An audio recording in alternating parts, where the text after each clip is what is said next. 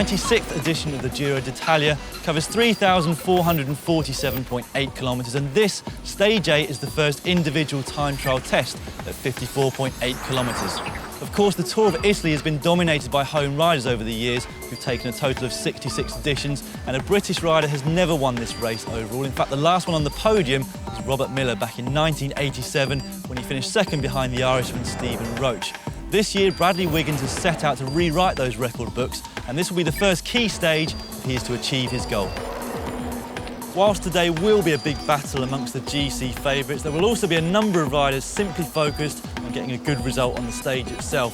Among those will be US rider Taylor Phinney, who won the opening time trial at last year's race, going into the first pink leader's jersey.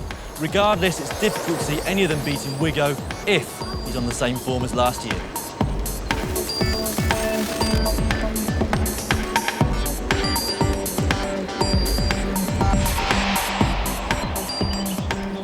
On a time trial of this duration, I'd expect Brad to average somewhere in the region of 440 to 450 watts, something that an average amateur can only handle for a couple of minutes at a time.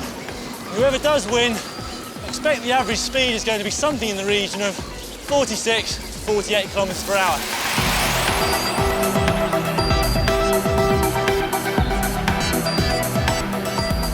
The last time the Giro featured a time trial around this length was back in 2009, when Denny Menchoff won a 60-kilometre individual test in a time of 1 hour and 34 minutes.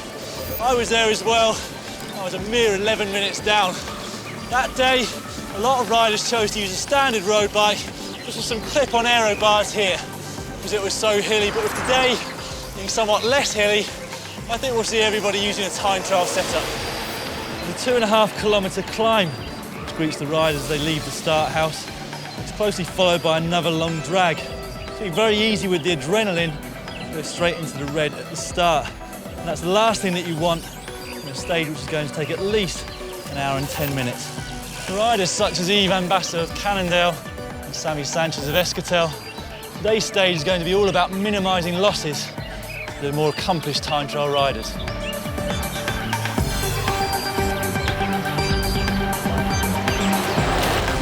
The road which winds its way along the coast from the start is particularly spectacular. From what I've seen today, it seems to be a favourite amongst local riders. But it's also quite technical, especially the 3-kilometre descent, which leads to here, the first time check of the day at the Piazza del Popolo, which is our first chance to see the gap between the riders and who's on good form.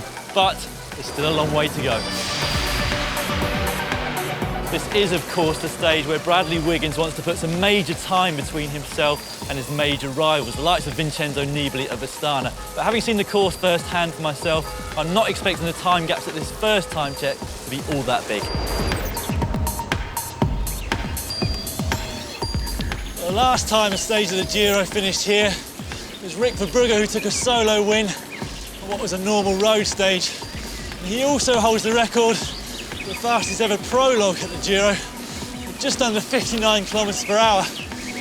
But we're not going to see speeds like that today, because as you've seen, some pretty tough roads, not least this last 3.5k climb to the finish, which peaks out here at 13%.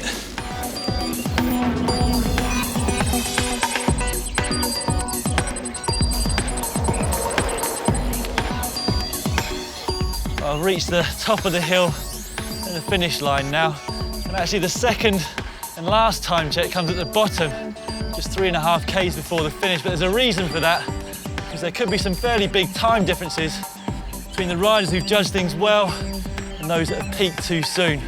In fact, if there was ever a course which suited Team Sky's strategy of a negative split, where you do more power over the second half than the first, and this is it. Well, I think stage 19 looks particularly exciting to watch on paper. It's only a short stage, I think it's just under 140 kilometres, but it goes over 2 climbs which peak at over 2,500 metres, the GABICCE and then the Stelvio.